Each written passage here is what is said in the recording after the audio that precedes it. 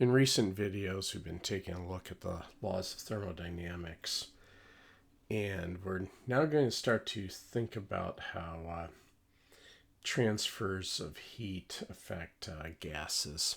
And so as a starting point, it's just good to have a quick reminder of the phases of matter.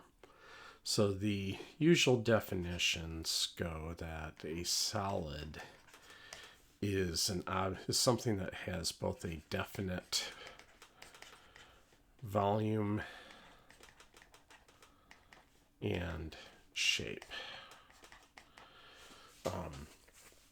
So for instance, I could go and stick an ice cube inside a box and it would just stay there. It would occupy this volume and have that shape. That's as opposed to a liquid. A liquid has a definite volume.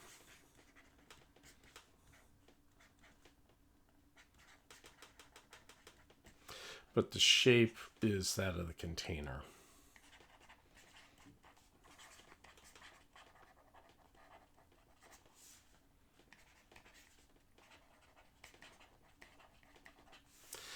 And for a gas will just expand to fill whatever the container is. So both the volume and shape are determined by the container.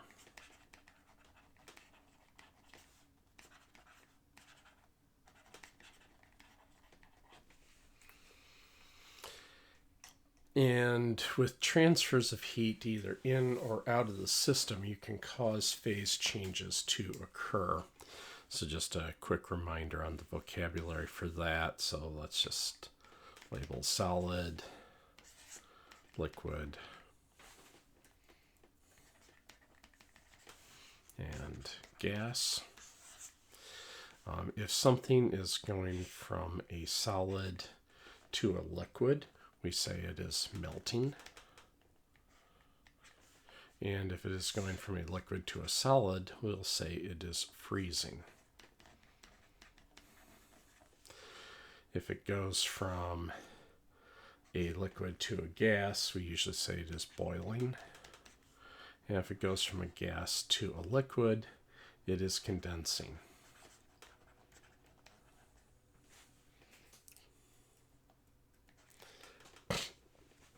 Ones that people tend to forget, so just as a quick reminder, if something is going from a solid to a gas, we say that it is undergoing sublimation. And if it is going from a gas to a liquid, we say it's undergoing deposition.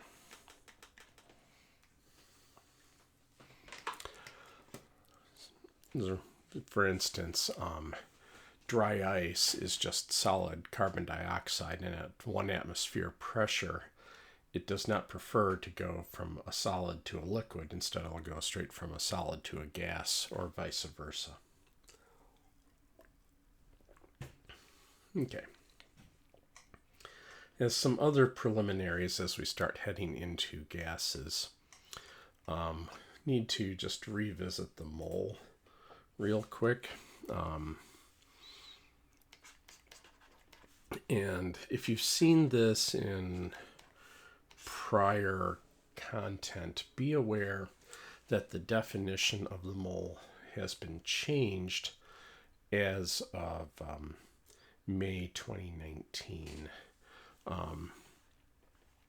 And specifically, the mole is now defined by making Avogadro's number, we usually write that as n sub a, as an exact number, is now defined to be exactly 6.022140765 times 10 to the 23rd inverse moles. And this is an exact number. So what this means is to have a mole of anything, that means by definition you have 6.022140765 times 10 to the 23rd of those things. It could be a mole of bricks. If you have a mole of bricks, I would not want to be standing anywhere near it as those bricks start crumbling and exploding from all the pressure. Probably not a good scene to be around.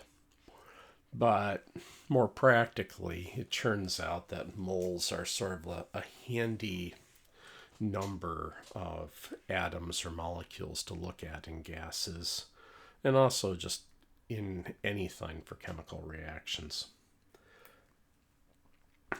This ties into a unit of mass called the atomic mass unit. Its symbol is just the letter U. And it is defined as the mass, or I should say is now defined as the mass of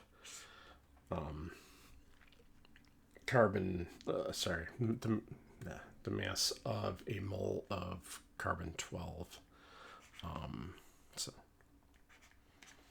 there we go. Let me try that one more time. It's the mass of a carbon-12 atom. And that works out. So if we take the molar mass of carbon-12 divided by Avogadro's number, we get that an atom is 1.6605 times 10 to the negative 27 kilograms. So we get that if we take Avogadro's number, times it by an atomic mass unit, this is approximately 1 gram. It used to be exactly 1 gram under older definitions of the mole. It used to be that Avogadro's number was defined as the number that would make this happen. But now it is this is approximate, although it is extraordinarily close to 1 gram. So one of the things that happens is that when doing thermodynamics, where it impinges with the ideal gas law, physicists often take about half the time, the perspective we take will be to look at the number of atoms that we have, and about half the time it will be to take a look at the number of moles that we have. And so, just to throw in some more n's to keep straight,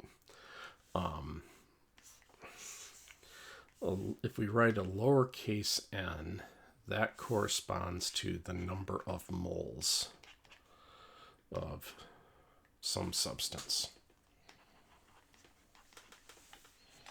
If it's an uppercase n, then that is the number of atoms or molecules. And again, n sub a is Avogadro's number. So the easiest way to remember which n is which, if there's a sub a on it, it's Avogadro's number.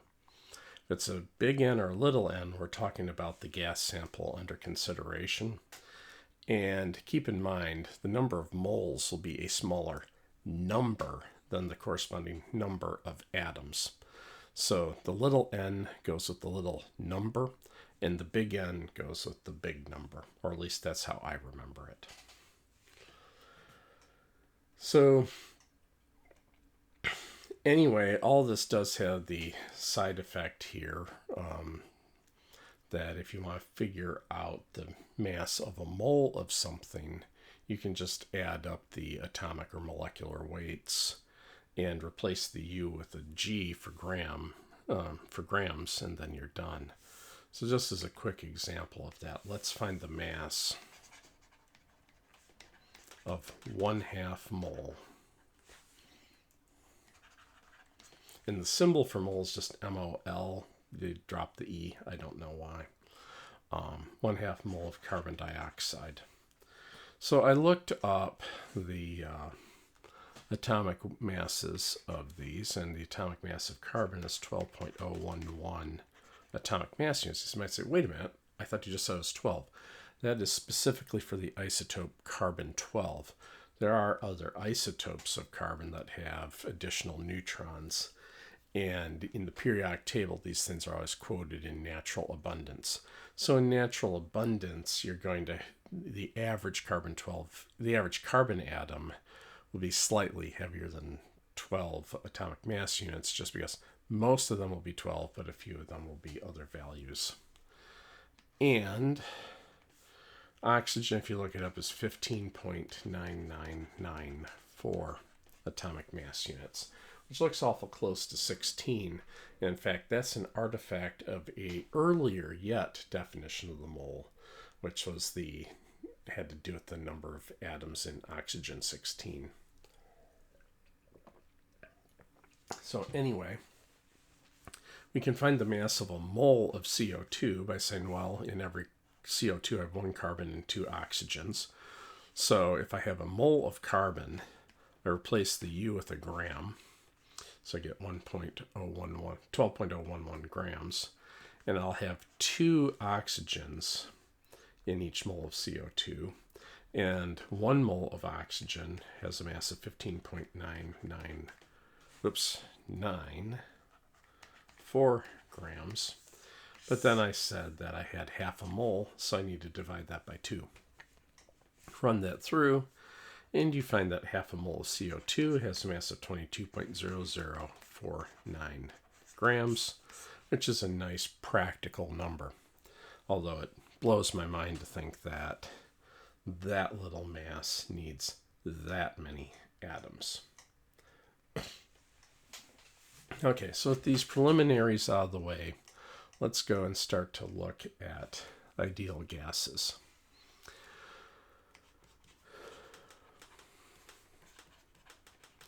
So the hallmarks of ideal gases are that they are low density.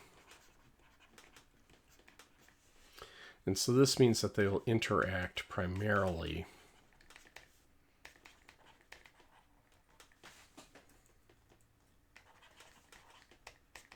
with the walls of the container.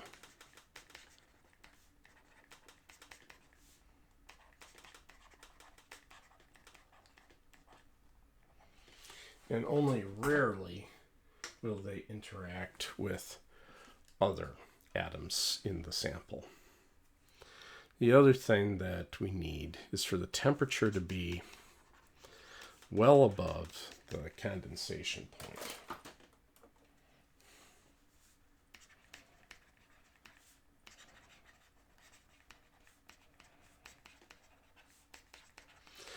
At issue here is if the temperature is near the condensation point, combinations of atoms or molecules will start to attract each other and form clusters, and then these clusters tend to act like a single particle, and this would have the effect of effectively reducing the number of particles in the sample. So that's why we need the temperature to be well above the condensation point. With that, empirical fitting has shown that you can write this, write the relation that the pressure times the volume is equal to nkt, or it's equal to nRT, where Boltzmann's constant, where this k here is Boltzmann's constant.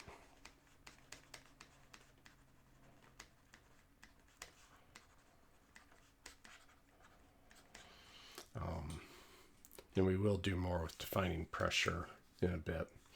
But Boltzmann's constant here now, through the definition of temperature, because remember, temperature is a measure of the thermal energy of a gas sample. Boltzmann's constant is now defined to be exactly 1.380649 times 10 to the negative 23rd joules per Kelvin. And this is also an exact value because this is what is used to define the Kelvin of temperature. And then in the new SI, Celsius is defined as taking the Kelvin temperature and adding 273.15 to it. Now you'll also see I wrote this not just as big N and Boltzmann's constant, but also as little n, the number of moles, times this R here, which gets called the ideal gas constant.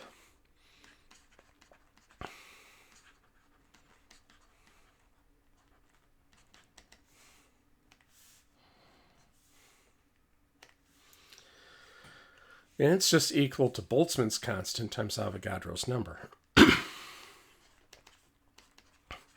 So since Boltzmann's constant and Avogadro's number are both exact numbers, you don't round, you literally carry all the digits. And when you times the two of them together, that gives you an awful lot of digits. So just for the grins, I will write it down once and then never use that many digits ever again. But it turns out to be exactly equal to 8.314,462,618,153,24 joules per mole Kelvin. I'll probably just use 8.3 or 8.314 to be honest.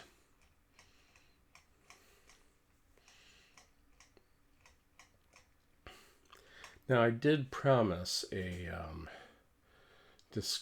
definition of pressure while we were at it. So let me more properly define pressure now. Pressure is just defined to be the ratio of the force applied on something over the area. Now, this needs to be an area such that the force is being uniformly applied.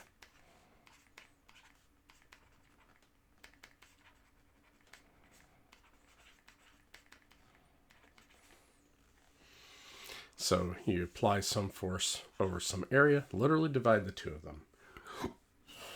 Unfortunately here, pressure winds up having an absurd number of units, and we'll get into some of those as we go along.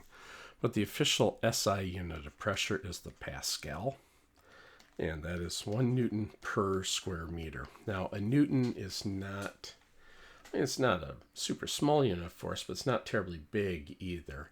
But a square meter is a lot of area, comparatively speaking. And so a Pascal is a small unit of pressure. Now, there are different causes for pressure, and this is going to give rise to so many of our units here.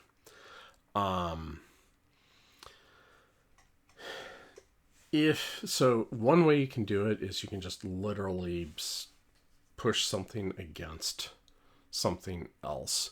So this is, say, how a nail works. The force that's being applied by the hammer is being transmitted to a very small area at the tip of the nail. The pressure at the tip of the nail is so great as a result that it causes the wood to rupture. But for our purposes here, more commonly, we're going to be thinking about either having a liquid or a gas.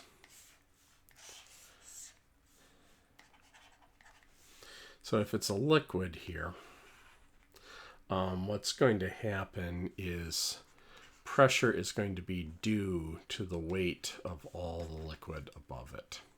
So you're going to feel a force from the liquid above due to the weight of the liquid above. So it's a gravitational force.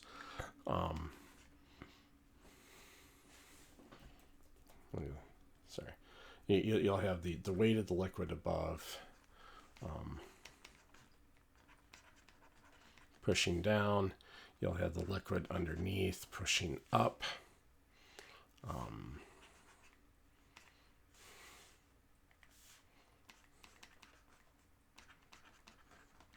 To balance out the weight of the liquid right there.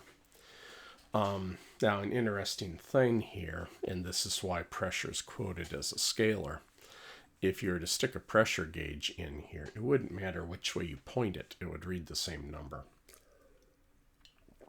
And this is because, as we'll see, this is due to the individual atoms and molecules of the liquid colliding. They're colliding in all sorts of different directions anyway. For a gas, gravity isn't that big of a deal, and it'll just turn out to be more what's at issue here is the forces of collision that the atoms exert with the walls and vice versa from the collisions. But in either event, this leads to an awful lot of units. So for comparison's sake, if we are at sea level at 0 degrees C, so this is what's called standard temperature and pressure. Normal temperature and pressure is 20 degrees C because that's a nice, comfortable temperature for a lab. You can just say that is 1 atmosphere of pressure. That turns out to be 101,300 pascals, or 101.3 kilopascals. And now I'm going to give you a horrendous earworm to remember that. You may or may not know, but radio and television stations in the United States all begin with the letter W for the most part if the station is licensed east of the Mississippi, and if it's licensed west of the Mississippi, it begins with the letter K.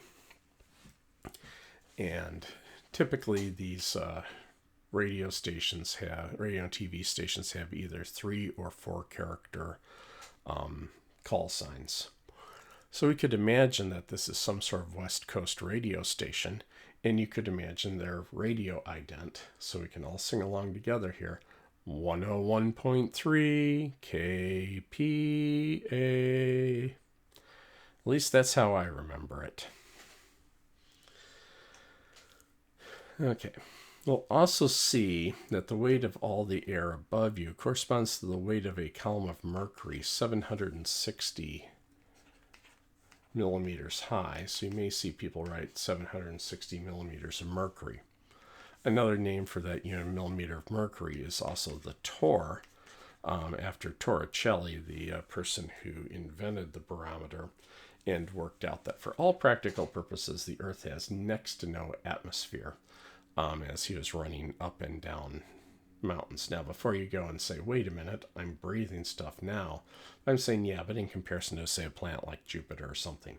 It turns out that if you take the entire Earth, shrink it down to the size of an orange, the Earth's atmosphere is about the thickness of the orange part of the orange, and I'm not including the nasty white bit underneath that. All right. And this is also 1.01325 bar. So a bar, which you might see as a pressure for, say, inflating tires, that is defined to be 100 kilopascals. And annoyingly, in some jurisdictions, they will also use either millibars, or sometimes they'll actually call them hectopascals. So these are all very common units, and all I can say is, I'm really sorry. Alrighty.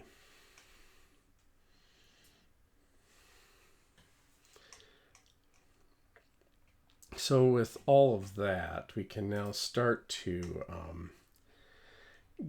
try to figure out get a little bit of a flavor for where the whole PV equals nRT thing comes from. And I'm going to do it by coming up with the relation that the average thermal energy is 3/2 NKT. I mean, that for an ideal gas. That's now the defining relationship for temperature, and you can work it backwards to get PV equals nRT. But I think it'll be more instructive. We'll assume PV equals nRT and work it forward, but you can work it backward and derive PV equals nRT. Would probably be slightly more accurate. So at this point, we know intuitively that all the atoms in the air are zooming around. They're not all going at the same speed. So how do you get some sense of the speed? One way you can do this is you can have yourself an oven with a very small hole. And so occasionally some atom will escape out. And you can actually measure the speed in a very clever way. What you can do is you can take yourself a wheel that has a little tooth cut out of it, tie it onto a rod to another wheel that has a little tooth cut out of it. Sorry, that one doesn't look as good. Let's try that again. Oh well, I tried. So you know the rate at which you're turning the wheel, and you know the distance. Now what you do is you set a detector over here that will go off if an atom hits the detector. If the atom hits the detector, you know how fast it had to have been going because you know the rate at which you're turning this. So if it made it through the first one, it has to, in the time it takes to spin once around, it had to have traveled this distance L to get through this hole. Any other speed, it would have gotten blocked. This is something called a velocity selector. So now if you go ahead and make a plot of the fraction of atoms that you see as a function of speed, what you will find is sort of a lopsided bell curve. It'll look kind of bell curvy here, but then it has a bit of an exaggerated tail over here. Now there are different numbers that you can use to characterize the speed, but the RMS speed that I mentioned before is the one that everyone uses. The two other very common numbers turn out to be just exact percentages of those. So again, as a reminder, RMS speed was stood for root mean square.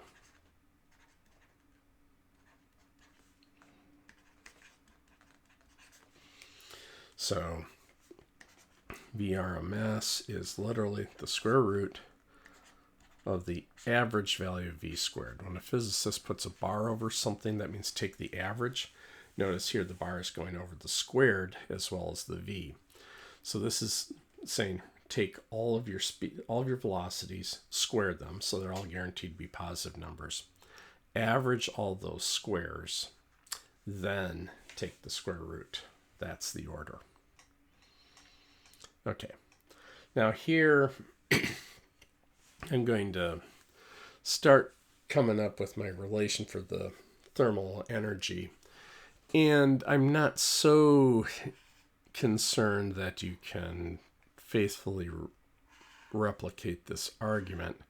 I just want you to get the feel that where the ideal gas law is coming from is PV equals nRT and the definition of temperature.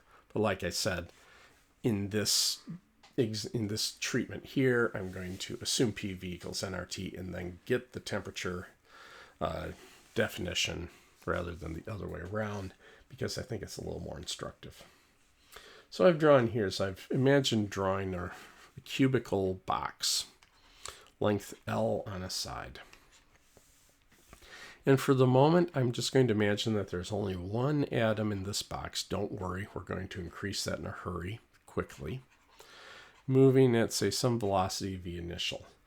Now, when it hits the wall, it's going to have to bounce and head off, going at some velocity v final.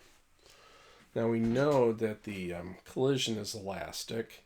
The atom is a very tiny mass. The wall is a very big mass.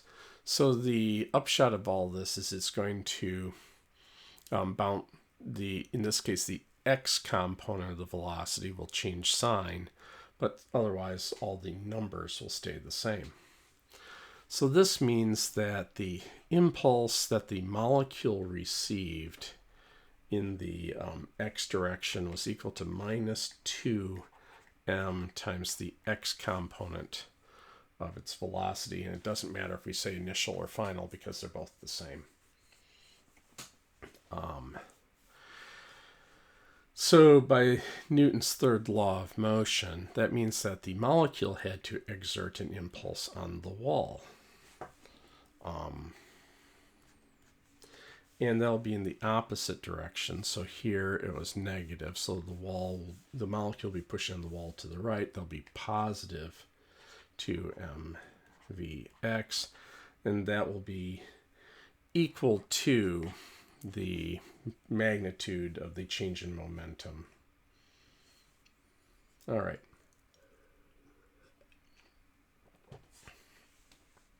So since in the ideal gas assumptions, we just assume that the atom interacts primarily with the walls,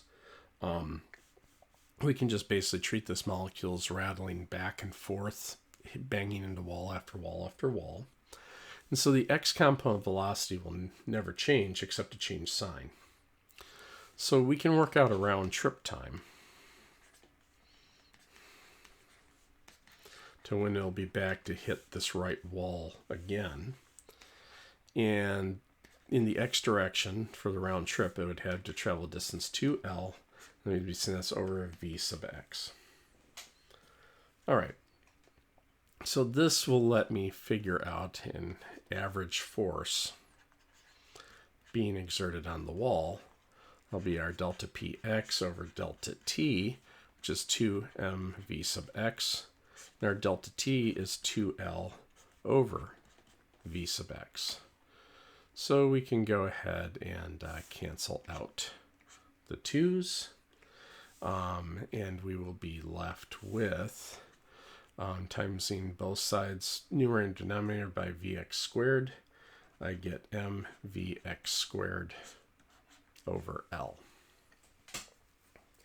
Now, another way we can write this force, though, is we can write it in terms of the pressure of the gas.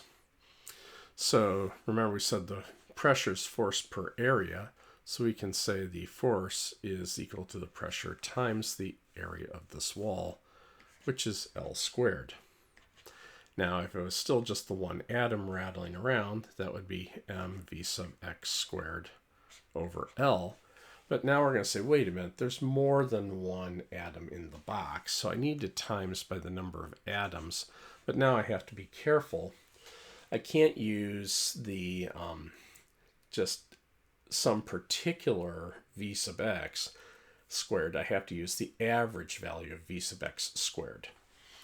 So I need the average value of vx squared, not the square of the average value of vx, because this is a vx squared that's showing up here. This is the thing I need to take the average of for the average molecule. So if I divide through by L squared, I get that the pressure will be equal to the number of molecules times the mass of the molecule over L cubed Vx squared. Oops. Vx squared, and take the average of that.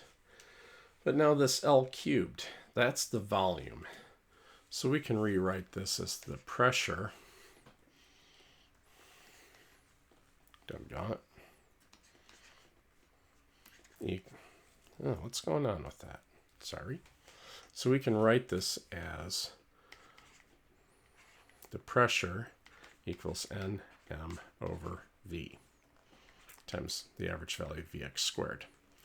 Now, let's go and think about this for a second. There is absolutely nothing special about the fact that I argued this in the x direction. It could have just as easily been y or z. The arguments would have been exactly the same. And the atoms are apt to be running equally in any particular direction.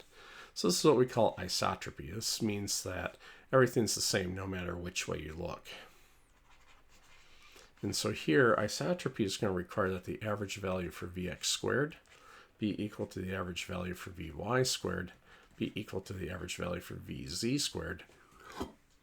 And again, that's just because there's literally nothing different if we were to have repeated this argument for y or z instead of doing x. But this gives us an in here. We can write by the Pythagorean theorem that the average value of v squared would be equal to the average value of vx squared plus vy squared plus vz squared. But vx squared is a positive number, vy squared is a positive number, vz squared is a positive number. So in a case like that, the average of the sum is equal to the sum of the average. So this would be equal to the average value of Vx squared plus the average value of Vy squared plus the average value of Vz squared. But by isotropy, these are all the same.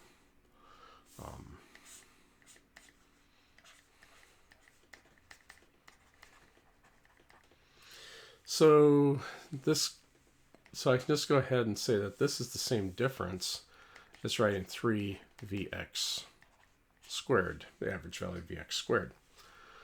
Or, more useful here, would be to write that Vx, the average value of Vx squared, is 1/3 of the average value of V squared. So we can put in, from before, we had that the pressure was equal to Nm over V times Vx squared. Take the average. All right. That's going to, if I put in a 1/3, I can multiply by big V here. So I get PV on the left, makes that V go away. And this will be equal to Nm V squared bar over 3. But what else is PV equal to? It's also equal to nKT. All right. And that's by the ideal gas law. Because remember, I'm assuming the ideal gas law to get the definition of temperature, but really you could do it the other way around. Okay, so NmV squared bar over 3 equals nKT. Cancel, cancel. And so we can write that the average value of V squared is equal to 3kT over the mass of the particle. Now, to get the RMS speed, I take the square root of both sides. Because remember, this is the square root of the mean of the square of the speed. So this is root 3kT over m. So we get that the temperature and the RMS speed are directly related. So going back to what we had before, that P equals Nm over V times V squared bar over 3, just remembering that, we can look at here and say, wait, there's an M and there's a V squared kind of thing sitting here. So I can say the average value of the kinetic energy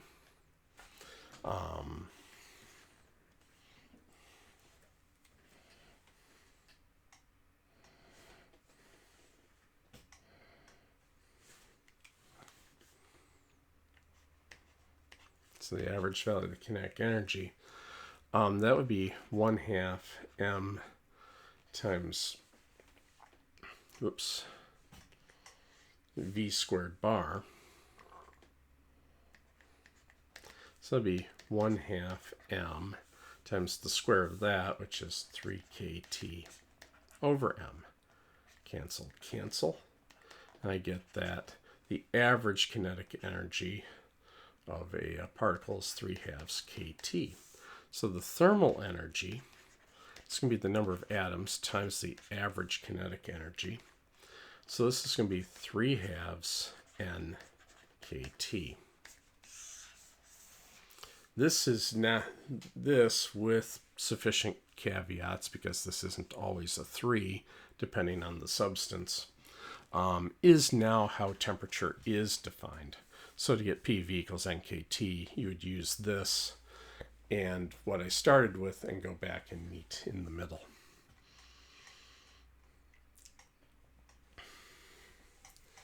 So just to get a quick feel for that, we can figure out, say, the average kinetic energy of a argon atom of an argon atom at 300 Kelvin, which when physicists are being lazy, they often use that as just a nice typical temperature. It's 23 degrees C. It's just maybe a little shade on the warm side, but you wouldn't necessarily feel like you wanted to kick the air conditioning on just yet. So we can put that in. And we can also figure out what is its RMS speed. Well, for the average kinetic energy, that's just going to be 3/2 kT. And it literally doesn't matter whether it's argon or not. Any atom will have that average kinetic energy as long as it fits within being an ideal gas. So it'll be 3/2. K is 1.38 times 10 to the negative 23rd joules per Kelvin. And we're going to say times 300 Kelvin. We get that is 6.31 times 10 to the negative 21 joules. Now we could just go up and plugging in, but it might be instructive just to remember that the average kinetic energy would also be literally 1/2 m times the average value of v squared. So v squared bar would be equal to 2 times the average value of the kinetic energy over m. Take the square root of both sides. VRMS, remember, is the root of v squared bar. That'd be the root of 2 times our average kinetic energy over m.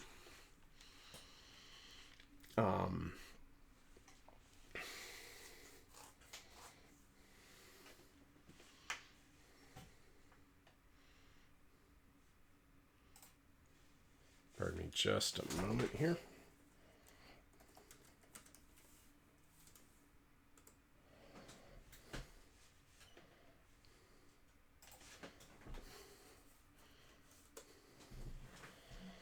It's 10 to the negative 26. Okay.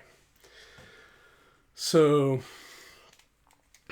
our RMS speed, sorry about that, would be equal to 2 times 6.63 times 10 to the negative 26 kilograms in the denominator, and our 6.31 times 10 to the negative 21 joules in the numerator to give me 433 meters per second. Speed of sound is a bit over 300 meters per second, so it's definitely in the ballpark. Alrighty. So in the next video, we'll go ahead and take a look at some ideal gas processes and think a bit more about that. Catch you in the next one.